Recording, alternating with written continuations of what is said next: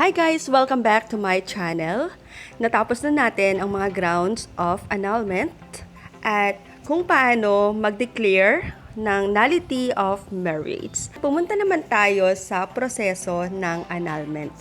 Tatalakayin natin ngayon kung paano mag-file ng annulment, kung sino-sino ang pwedeng magsampa nito, hanggang kailan pwede itong isampa, at saan pwedeng mag-file ng case. Ano naman kung isa sa mga partido ay nasa ibang bansa o kaya naman hindi na alam kung nasaan. Tatalakayin din natin kung magkano ang gagastusin. Please stay tuned, panoorin natin hanggang dulo. Sasagutin natin lahat ng mga katanungan nyo about the process, kung paano, sino, at hanggang kailan pwedeng mag-file ng annulment case or declaration of nullity. Let's go!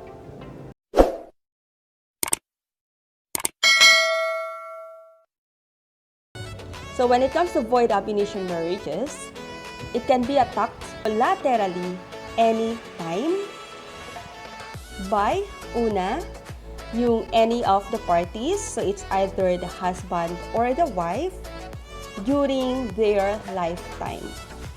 So general rule naman yon. Number 2, any of the parties, the husband or the wife, even after the death of either party. So, kahit patay na yung isang party, pwede pa rin i-attack nung buhay na party, it's either the husband or the wife, yung validity of marriage. Number 3, any parties. So, kahit sino na apektado ng kasal na ito, whether before or after the death of either or both the husband and the wife. Kahit patay na yung mag-asawa, pwede itong i-question ng kahit sinong apektado.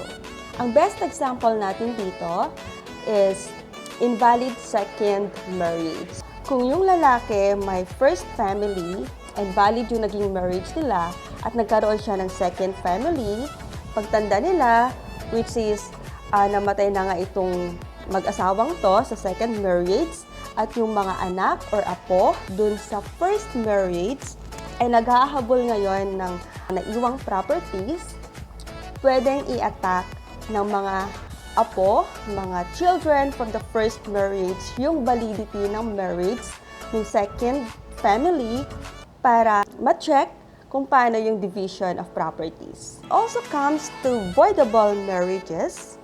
Ito yung mga marriages na valid but it can be voided. So, valid until na-declare ng court na invalid siya. Na-discuss natin yan from the previous videos. So, you might just want to check yung annulment part 1, annulment part 2, annulment part 3, and psychological incapacity. After natin panoorin to, balikan natin yung mga yon to better understand kung ano itong mga dinidiscuss natin.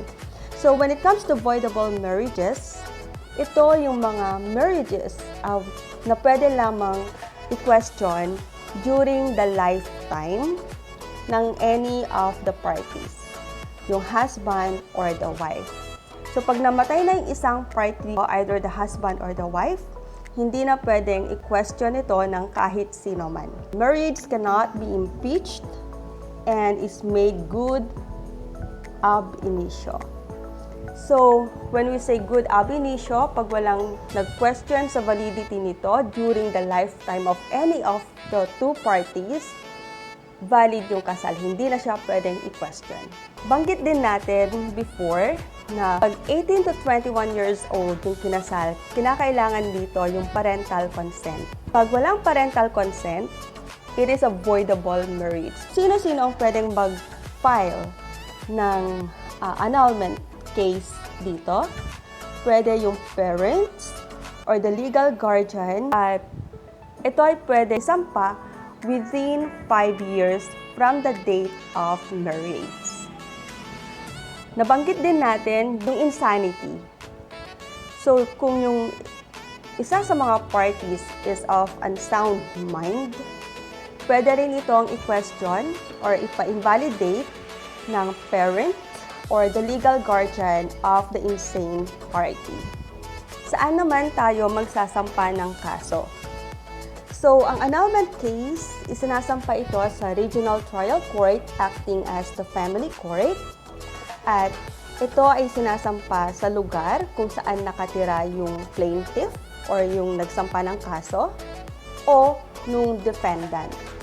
So, ang pwedeng pumili kung saan ka pwedeng magsampa is yung nagpa-file ng annulment. So, for example, one is in Mandaluyong, yung isang party naman is nasa Visayas. So, since it would be very inconvenient for you to file a case in Visayas, syempre pipiliin mong mag-file na lang ng case sa Mandaluyong kung saan ka mas malapit.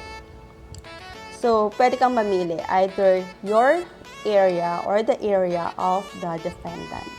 Ano naman kung ang isa sa mga parties is OFW or hindi mo na alam ang whereabouts nito?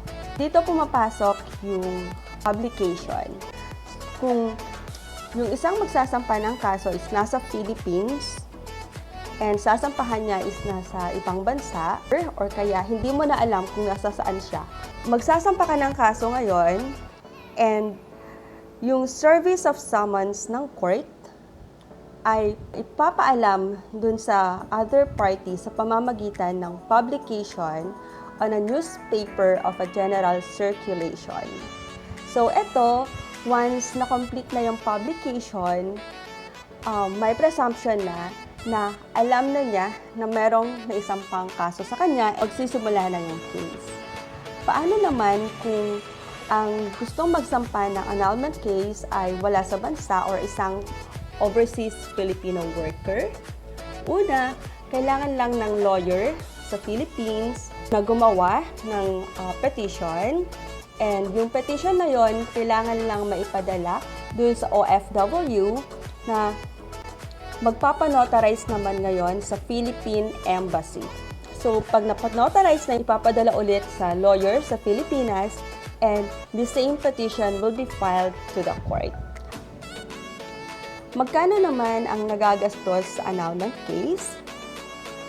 So, we could only give you an estimate according to the experiences ng mga nag-file na ng case na to. So, nagre-range siya sa 100 to 500,000 pesos. Depende sa severity ng case, depende pa rin sa kung anong ground gagamitin mo to question the nullity of marriage. For example, yung minority, kinasal siya before maging 18 years old, mas madali yon patunayan and it may only cost you minimum. Sa mga indigent litigants, pwede namang kumuha ng lawyers sa Public Attorney's Office. And pag sinabi nating indigent, ito yung mga sabi ng batas, ito yung mga people who has no visible means of income or whose income is insufficient for the subsistence of his family. And wala talagang kakayanan para magbayad ng private lawyer.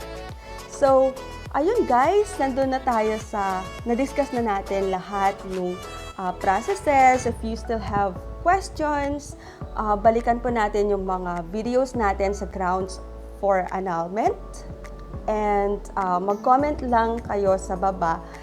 We will address all your questions. Hanggang sa huli, bye-bye!